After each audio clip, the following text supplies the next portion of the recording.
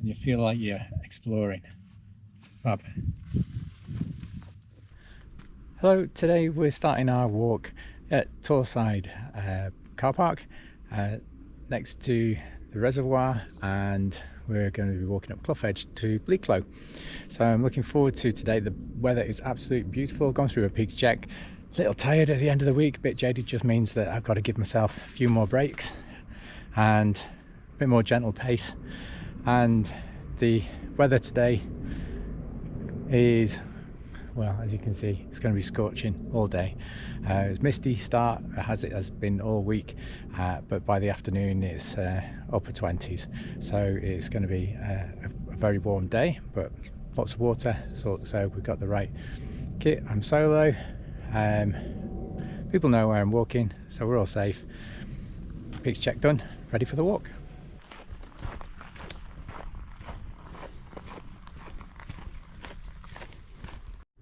Reaching the Pennine Way changes the feel of the day. The line underfoot is obvious for now, but the surrounding terrain becomes quieter and less helpful. Shallow, peat channels, rounded rises and horizons that don't give much away.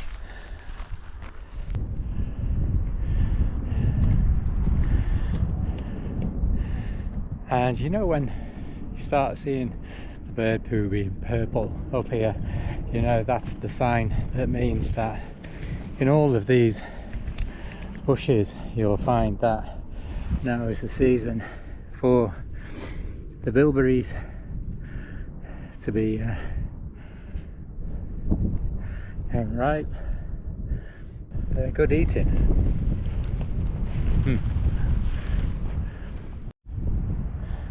Looking out over Tintwistle Moor, you can see the aftermath of a stubborn wildfire. Police received reports of fireworks before it broke out, and while it wasn't thought to be intentional, it shows how a single spark can cause huge damage, which is exactly why the area is covered in fire safety warnings. Last time we were up here in a previous episode was walking up towards the Kinder downfall, and we walked up on a much different day where it felt like there were all seasons in one day. We had ice, the hail was coming down sideways, the winds were really strong, we had sunshine by the time we were descending, and it was heavy rain when we started off. We've not got that issue today at all. Super long sight lines now, the haze has disappeared, and leaving probably the only main risk is the one of managing the heat today. Of course, up on the moors, no trees, and as we look along Clough Edge, there's still water in the valley,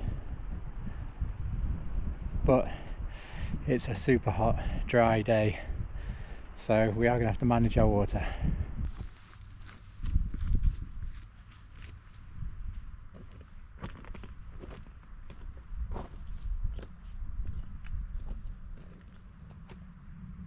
So something absolutely gorgeous, beautiful views, and just about 2 hours to top to the Bleaklow.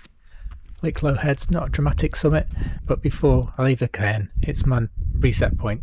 Chance to check bearings, check the map, look at the weather conditions and decide what the next section's going to bring.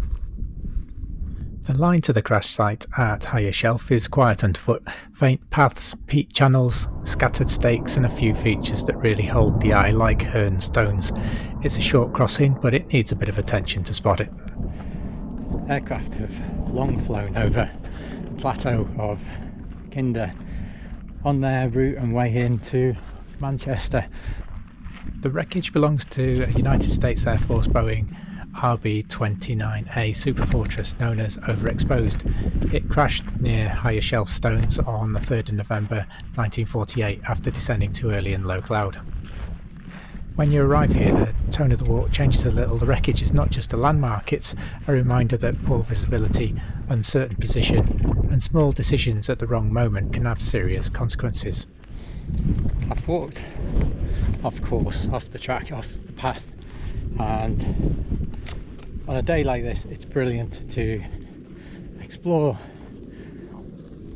all of the moor in the knowledge that you're not going to get soaking feet and it's not going to be too much of a drama.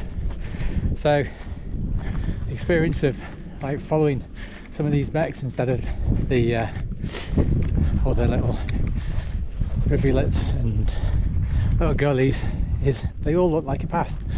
So as we walk up this one, you think, oh, we're following the path, and then you can turn quickly into another gully and that also looks like a path, and it's really easy to lose your bearings.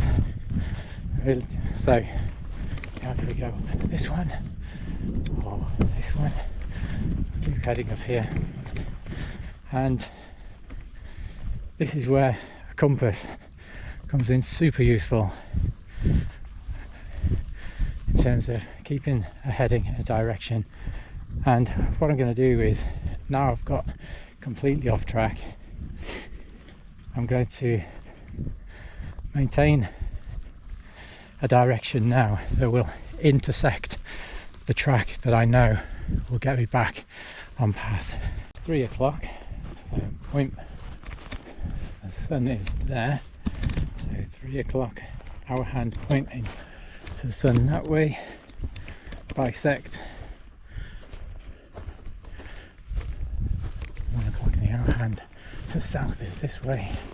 So if I go south, I should find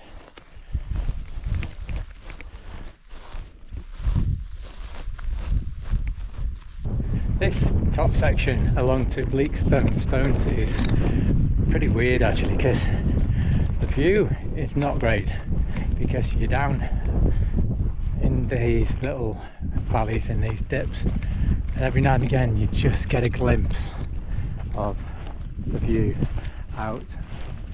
But I thought there'd be a bit of a different, better view.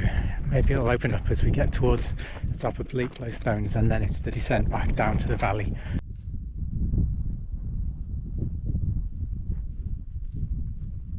Just over there we've got the rocks there, which is my next feature.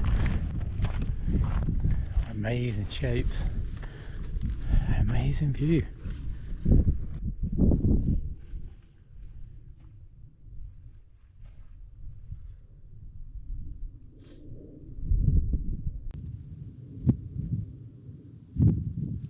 Look at that wide open space. Is that not just telling you the Peak District is fabulous? So much to explore, roam around.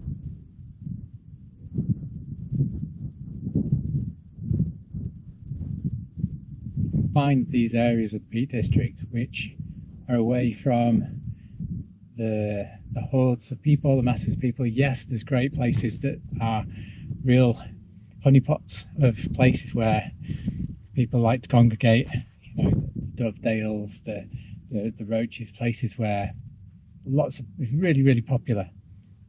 But equally, you can come out to places like this and you feel like you're exploring. It's fab.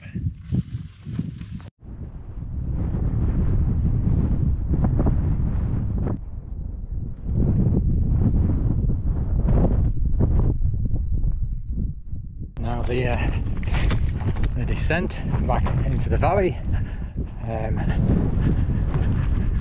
just over there, over that brow.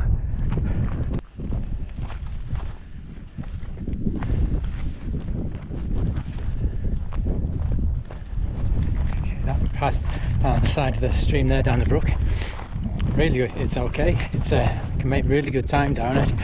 Nice fast path.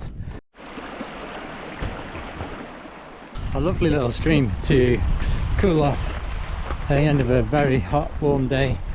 But I really enjoyed the second half of that walk. I was much more surprised. I thought the first half was going to be the best, but actually going up over the rocks at the end and that view just made the day. So I'm really pleased. I hope you've enjoyed that walk too. I'll see you in the next episode.